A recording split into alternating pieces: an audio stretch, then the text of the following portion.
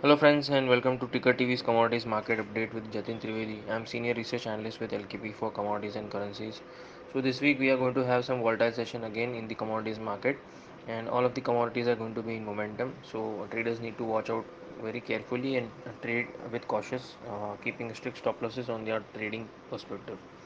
For positional traders, it is going to be a little bit of a sideways to range bound move where you might not get enough of opportunities for entering as the prices are holding the levels in the range bound market.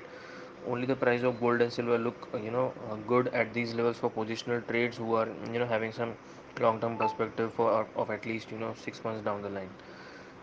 Looking ahead, there are going to be a couple of reasons which will keep the markets busy.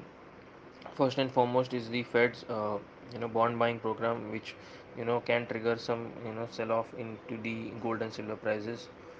But yet again, China's Evergrande situation, the real estate company faltering and uh, not helping the Chinese economic data, which might also keep the buying momentum into the gold and silver prices, especially the gold prices. So both the reasons will keep the bullions prices into a volatile sessions going ahead. Levels which are important are at the levels of 60,000 for silver on the supportive side and 61,500 on the resistance side. Looks like the prices might stay in this range. Either side breakout will provide some strong impetus to the prices. On the gold front, 46,900 and 46,200 looks the range for this week. Either side break will again provide some strong impetus to the prices. On the base metal front, the commodity prices are looking a little bit of a mixed reaction where individual commodities in base metals are performing. Recently, we have seen the aluminum, lead, and zinc prices outperforming the nickel and copper prices. But recently, we have seen in the last couple of days that the copper prices have shown some stability near the levels of 700, 710. So, looking at a trade where positional trades can happen is around the levels of around 700 or to 710 for positional traders with a strict stop loss below 680. And on the higher side, 740 to 750 should be your targets in the copper prices. The rest of the base metals can be range bound for this week between couple of percentage on the higher side and couple of percentage on the lower side. The commodity which will be in momentum for this week in base metal looks like the copper prices to me. On the energies market, the crude oil prices have been on a strong momentum on back of the OPEC plus statements where there is no such hint where the productions would be hiked substantially and the supply would increase compared to the demand. It does not look like.